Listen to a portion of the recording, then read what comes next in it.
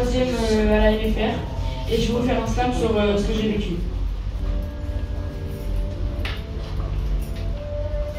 Si je suis là, c'est pas pour rien. Je suis venu pour tout éteindre, mais pas seulement pour tout gagner. Oui, vous me connaissez, souvent mis de côté. Derrière cette casquette, il y a un minot qui veut juste écouter, même une minute, alors écoutez-moi. Ouais, écoutez-moi. Ouais. Je regarde par la fenêtre, divers univers, trop souvent mis à l'envers dans ce multivers. Je pense à cette phrase qui trotte dans ma tête. Puis les soirs, je pense aux personnes que je déçois, à cette fille qui me déçoit trop de fois. Et je me dis, Hugo, reprends-toi. Puis je commence à douter de moi. Ça peut pas continuer comme ça. Faut que je prenne confiance en moi. Ouais, papa, écoute de moi, pas de but précis, mais je veux pas te décevoir, et ça j'en suis sûr. Désolé pour les années endurées, j'ai pas été un enfant rêvé, et ça je sais, mais j'ai essayé, oui je te jure, oui j'ai essayé, je te jure, désolé. Ouais, désolé.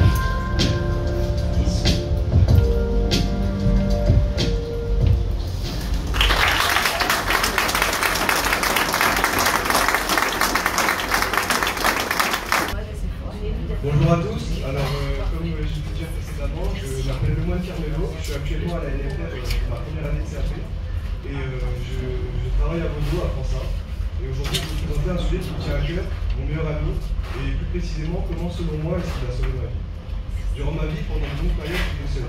Au début c'est calme, on en profite, on s'entend réfléchir, on s'entend penser, mais malgré ce qu'on pourrait penser, au fil du temps, dans ses propres pensées, comment c'est toujours oppressantes et obstructions, on réfléchit.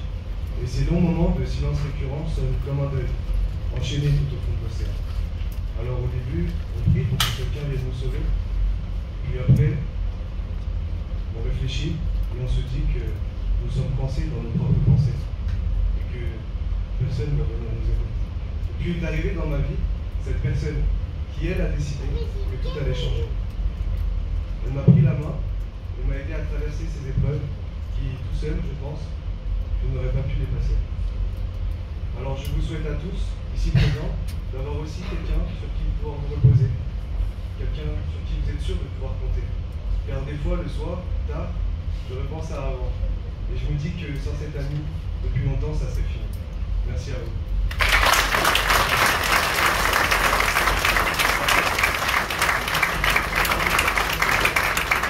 Donc bonjour mesdames, messieurs, je me présente, je m'appelle Nessim Sek, j'ai 16 ans, je suis élève à la MFR de Crolles en classe de Bavien, en option B. Je travaille chez GR2, situé à Grenoble. Donc je me présente aujourd'hui devant vous pour vous présenter la production des véhicules électriques. Les véhicules électriques sont souvent présentés comme la solution écologique, mais est-ce vraiment le cas? Ne devrions-nous pas nous demander s'il y a sûrement autant écologique qu'on nous le dit? On nous dit souvent que les véhicules sont écologiques, mais c'est pas si simple. En réalité, la production d'un véhicule électrique est beaucoup plus polluante qu'une thermique. La raison principale vient de sa batterie, qui nécessite beaucoup d'énergie et de matières premières, comme le cobalt, le nickel ou encore le lithium, qui sont récoltés dans des conditions peu respectueuses de l'environnement. Donc, pour faire une comparaison entre la production d'une voiture thermique et une voiture électrique. Une voiture thermique, lors de sa production, il va émettre jusqu'à 6 à 7 tonnes de CO2, tandis qu'une voiture électrique, lors de sa sortie en fabrication, il va émettre jusqu'à 10 à 11 tonnes de CO2, soit 1,6 fois plus polluante qu'une voiture thermique, ce qui est énorme. Donc ainsi, une voiture électrique neuve émet jusqu'à 50% de CO2 en plus qu'une voiture thermique lors de sa production. Et pour finir, mesdames et messieurs, j'ai une question pour vous. Est-ce que les voitures électriques sont vraiment l'avenir? Je vous remercie de m'avoir écouté.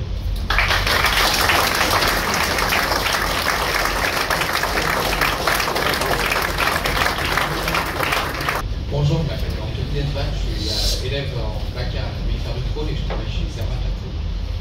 Moi, je vais vous parler d'un sujet qui me touche à cœur, c'est l'autisme.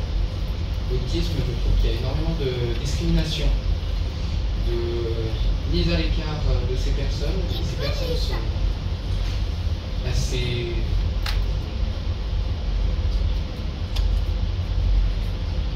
Quand elles sont mises à l'écart, il y a aussi énormément de harcèlement, de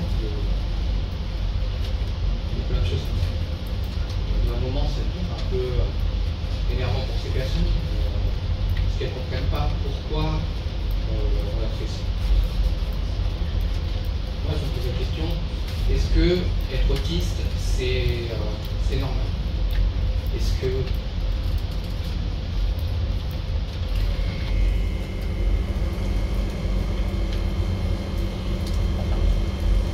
énormément des centres d'intérêt restreints, notamment la catholique,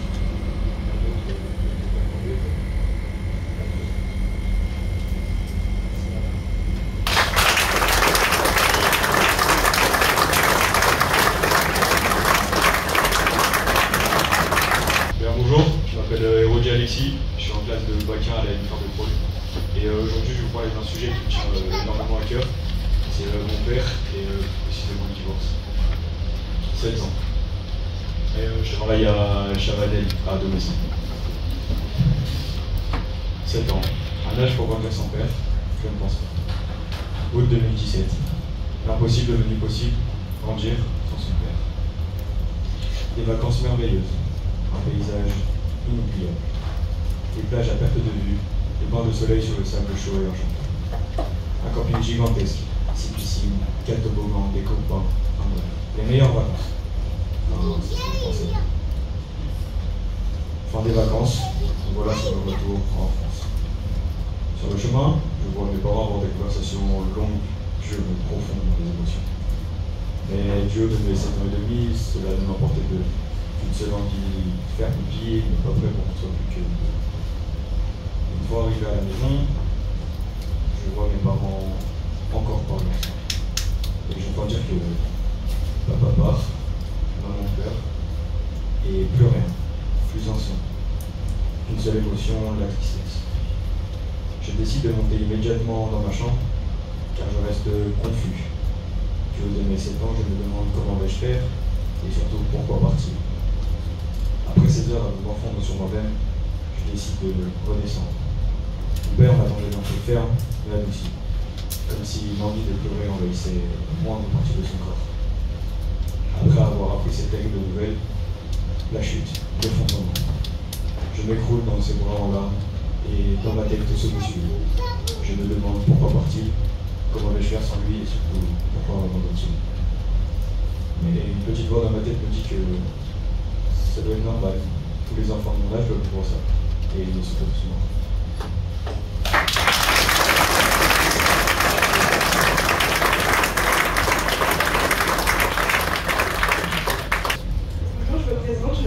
Lafont Addison, je suis en classe de bac 2 AC à la LFR de Prôle et je travaille pour Espoir Laurent à ce moment-là. Donc je vais vous présenter mon texte qui a comme titre La montagne comme l'amour. La montagne comme l'amour, ça donne des vertiges. Ça fait battre le cœur. Parfois, on croit la connaître, on croit la comprendre, et pourtant, elle nous surprend toujours. Au début, c'est le coup de feu. On l'aperçoit au loin, majestueuse, fière, mais qui c'est neiges éternelles qui scintillent comme un diamant sous le soleil. Elle nous attire, elle nous fascine. Et plus on s'approche, plus on découvre ses défauts, ses détails et ses reliefs insoupçonnés. Je me souviens encore de ma première rencontre avec elle, à Pralognan-la-Vanoise, au cœur de la Tarentaise. Là où les vaches montent tranquillement au sommet, vers les sommets. La transhumance, c'est un peu comme un cortège amoureux. On grimpe ensemble, au même rythme, main dans la main. Ou plutôt devrais-je dire dans la batte. Les tarines broutant tranquillement, les cloches teintes dans la vallée. Elles nous rappellent que l'amour, c'est aussi ça, savoir nourrir, prendre soin, récolter chaque jour, ce lait de confiance. Et avec patience, transformer ce lait en Beaufort. Un fromage qui, comme les plus belles histoires d'amour, demande du temps pour révéler toutes ses valeurs. Mais la montagne, comme l'amour, ne se contente pas de douceur. Parfois, elle gronde, et le vent tourne. Les nuages s'émoncellent derrière la grande casse, les premières gouttes frappent les pierres, et la pluie devient drue, glaciale. Les ruisseaux débordent, transforment les les sentir en torrent pour eux. Dans ce moment-là, on se demande pourquoi on est monté si haut. On doute, on s'énerve, on a froid, on a peur. Quand les mots dépassent les pensées, quand les reproches tombent comme de la grêle, quand le silence s'installe, quand on se demande est-ce qu'on va passer cette tempête? Et pourtant on s'accroche, on résiste. Et puis un jour, les regards retrouvent leur tendresse. Les gestes se font plus simples, plus vrais, comme au lendemain de l'orage. Après l'oignon, à Champagny ou à Beauzelle, l'amour se vit au rythme des bergers qui chantent la transhumance. Des chameaux qui surgissent au détour des sentiers. Des bouquetins qui trônent la crête, fiers et solides. Même les marmottes, de leurs petits cris jaloux, rappellent que l'amour, c'est aussi veiller sur ceux qu'on aime. Quand la tempête s'éloigne, l'air devient plus pur, le ciel s'éclaircit. La neige cache recouvre les traces du passé, les anciennes erreurs disparaissent sous le blanc immaculé. Tout semble neuf, comme au nouveau départ. Au fond, l'amour c'est comme le Beaufort. Il faut partir du lait au départ, de la patience pour le tourner, le soigner, l'affiner. Parfois ça sent un peu fort pendant l'affinage, mais quand on lui laisse le temps, c'est là qu'il devient exceptionnel. En amour comme en fromage, les meilleurs sont ceux qu'on a laissés maturer. Merci beaucoup.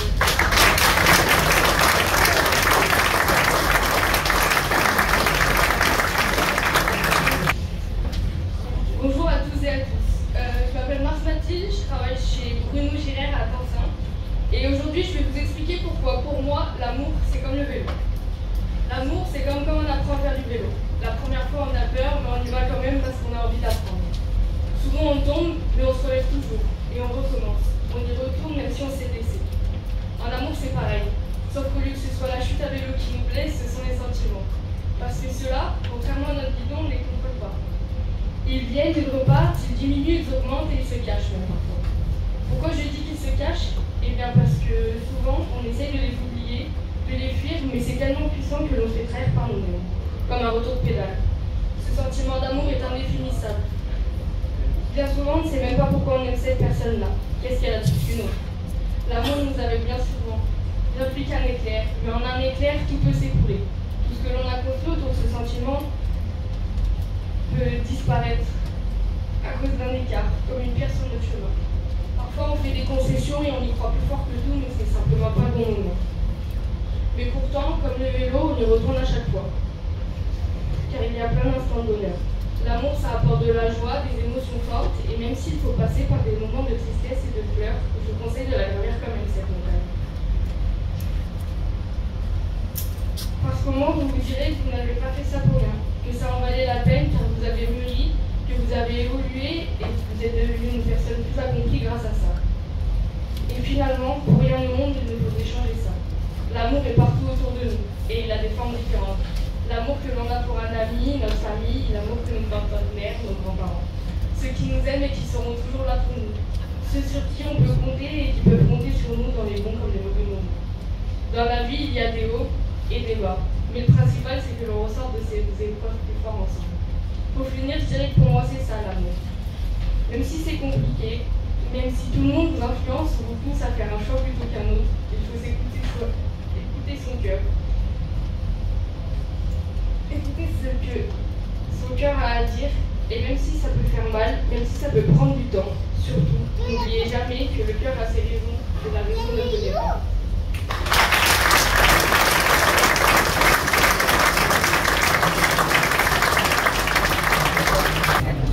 Bonjour à tous, je m'appelle Denis Pensu, je suis en classe de bac 2 et je travaille à Fort-et-Fils dans la Drôme. Je vais vous parler de la confiance en soi. Et pourquoi pas toi, ou lui, ou vous? Pourquoi pas se donner l'opportunité de réaliser, de sortir de cette zone, oui, cette zone de confort. Et il existe en chacun de nous un pouvoir immense qui nous permet de surmonter les obstacles, de franchir les frontières de nos peurs et d'atteindre des sommets. Cette force, c'est la confiance en soi. La confiance en soi n'est pas un don qu'on reçoit un jour, mais une qualité que l'on construit patiemment. Comme un architecte qui, brique après brique, construit un édifice solide. La confiance en soi est le fondament du développement personnel.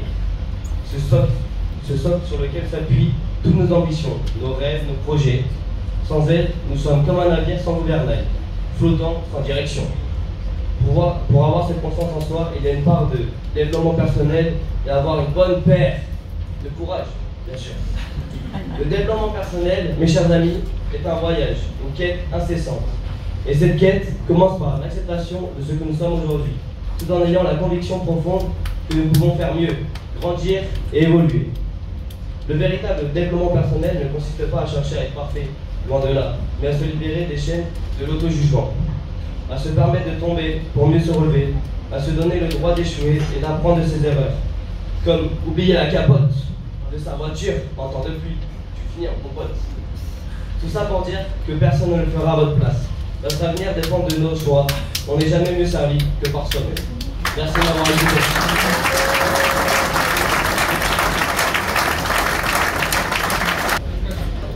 Voilà, bonjour à tous, je m'appelle Dylan Aparicio, je travaille chez Borg GTP en Savoie. Et aujourd'hui je vais vous parler du slam que j'ai écrit sur les copains. Avec les copains on rigole bien, au bar on goûte à tous les vins. Chacun paye sa tournée sauf un. Puis tout le monde rentre chez soi en marchant un peu moins bien. Ah là là les copains, les plus grands, les plus petits, les crétins, les malins, les plus méchants, les plus gentils. C'est l'été, ceux qui aiment avec soirée. Vous nous trouverez dans les balles. Toute la nuit, on va chanter, danser. Au lever du jour, on sera un petit casse-dalle.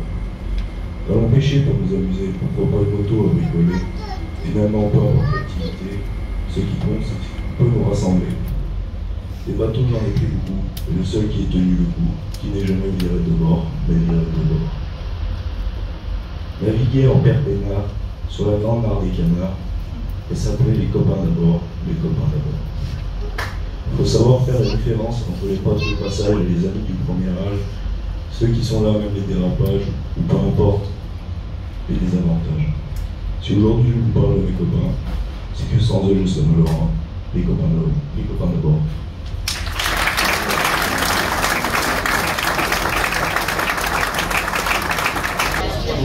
Bonjour à tous, je m'appelle Eden Sadami Jaferia. Je suis à la MFR de Crolles en 3e prépa métier et aujourd'hui je vais vous chanter une musique a cappella qui est en 2 langues, donc en français et en arabe. Donc aujourd'hui je vais vous la présenter.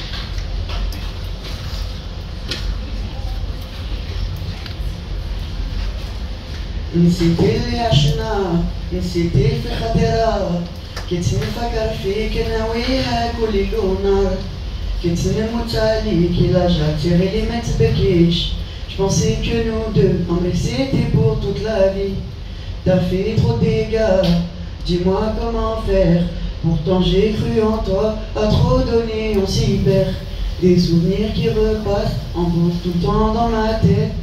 Je n'avais aucune faille, jamais je n'ai paru aussi faible. Et je me rappelle de tout, ton parfum qui me rendait fou. Notre premier rendez-vous, on était liés, on se disait tout. Qui était là pour toi, dis-moi ce que t'aurais fait sans moi. Maintenant que tu n'es plus, je ne sais plus quoi faire sans toi. نسيت اللي عشنا نسيت في خاطرها كنت نفكر فيك ناويها كل يوم نهار كنت نموت عليك إلا جات غير ما تبكيش. Je pensais que nous deux, en vrai c'était pour toute la vie. نسيت اللي عشنا نسيت في خاطرها كنت نفكر فيك ناويها كل يوم نهار كنت نموت عليك إلا جات غير ما تبكيش. Je pensais que nous deux, en vrai c'était pour toute la vie. Et dire que tu me voulais, j'ai même pas d'haine envers toi. Je t'aurais pas laissé, on se l'est dit depuis le départ. T'es plus là même qu'hier, et un jour tu le regretteras. Au fond, je sais pas si je répondrai parce que je sais que tu me rappelleras. Et j'ai plus grand chose à perdre, le destin nous le dira. Si je peux atténuer ma peine sans que tu reviennes dans mes bras. Pour t'oublier, je fais la fête, j'y peux rien, que veux-tu que j'y fasse. Au final, l'amour nous malmène car c'est la fin de notre histoire. نسيت اللي عشنا نسيت في خاطرها كنت نفكر فيك ناويها كل يوم نهار كنت نموت عليك إلا جات غير ما تبكيش. Je pensais que nous deux, en vrai c'était pour toute la vie. نسيت اللي عشنا نسيت في خاطرها كنت نفكر فيك ناويها كل يوم نهار كنت نموت عليك إلا جات غير ما تبكيش. Je pensais que nous deux, en vrai c'était pour toute la vie.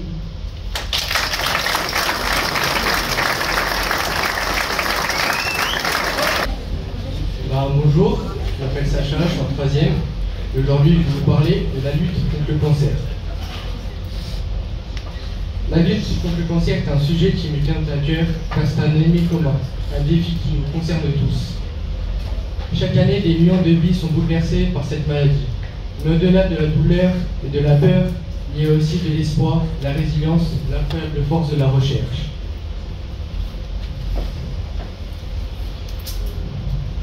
Le cancer ne fait pas de distinction. Il frappe sans prévenir, seulement le doute et l'angoisse. Et face à cette adversité, nous ne sommes pas impuissants. La recherche médicale progresse à pas de géant, ouvrant de nouvelles voies de traitement et de guérison.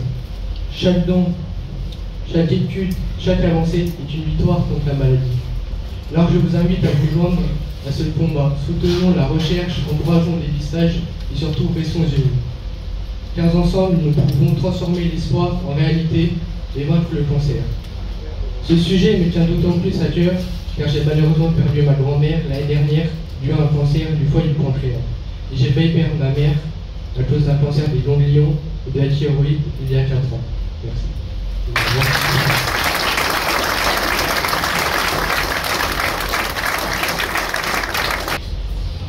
Bonjour à tous, je m'appelle Manchon Goral, j'ai 16 ans et pour ce concours d'éloquence, je vais présenter le développement personnel. Quelque chose qui m'a énormément aidé dans ma vie, qui m'a beaucoup donné de force dans les moments compliqués. C'était il y a environ 10 mois, j'étais un mauvais garçon. Je fumais, je buvais de l'alcool et j'étais perdu, j'avais rien compris. Et puis un jour, je me suis dit, je vais me reprendre en main. Donc je me suis renseigné sur le développement personnel et j'ai appris plusieurs choses. Le développement personnel est divisé en 3 parties. Le sport, la mentalité et la santé. Au niveau du sport, je me suis mis à faire la muscu. J'ai continué à faire ma MMA, excusez-moi, et j'ai fait du cross, vélo, courir, pour entretenir mon corps et mon cardio. Au niveau mental, j'ai travaillé sur ne pas avoir peur des échecs. Donc, se servir de l'échec comme une aide en plus pour revenir meilleur. Le haut et des bas, c'est-à-dire qu'il ne faut pas avoir peur quand tout va mal. C'est-à-dire qu'il y a des moments compliqués, comme il y a des moments qui vont bien. Après, on a le sport qui aide beaucoup et qui est une super maison pour la discipline et la confiance en soi. Et la santé, c'est une bonne nutrition, un sommeil réparateur de 8 heures environ. Pour la nutrition, il faudra manger équilibré. Donc moi, ce que j'ai fait, c'est que j'ai mangé des légumes, des fruits, de la viande, des protéines et du coup des pâtes, des glucides. Après, au niveau du sommeil, faire entre 8 heures et 9 heures par jour pour avoir un sommeil réparateur. Et quand on a réussi à travailler tout ça, on finit par plus facilement en vivre et être plus serein dans sa tête et dans son corps. Merci de m'avoir écouté, merci à tous d'être là.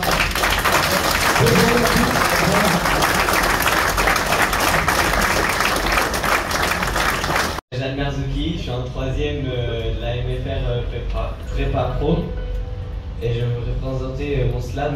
Le titre de mon slam, c'est l'échec scolaire. Dans la nuit solitaire, l'étudiant se perd. Ses rêves brisés, son espoir déserté, les pages blanches reflètent sa peine. Une note sombre marque sa chaîne. Les heures passées à étudier sans pouvoir d'engager. Les sacrifices faits pour un lendemain incertain. La pression, le stress, l'anxiété qui revient. L'étudiant solitaire, dans sa tristesse où il se perd, doit dire qu'il vaut mieux en rire. L'étudiant solitaire, apeuré, ne veut pas en pleurer. Les examens, les échecs qui le rongent, les regards de jugement qui le plongent. Dans la solitude de sa chambre, il se débat. Entre les livres et les larmes, il se bat. Mais malgré la tristesse qui l'envahit, l'étudiant garde en lui une lueur d'infini. L'espoir d'un avenir meilleur, d'un succès mérité. Dans la tristesse de l'étudiant, une force insoupçonnée.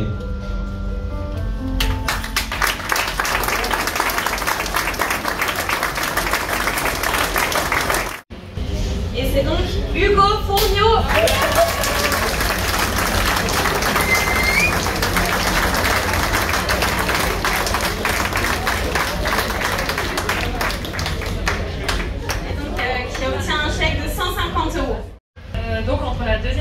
place, il y avait 2 voix d'écart. Donc pour vous dire à quel point c'était serré. Donc pour la 2e place, c'est Yanis.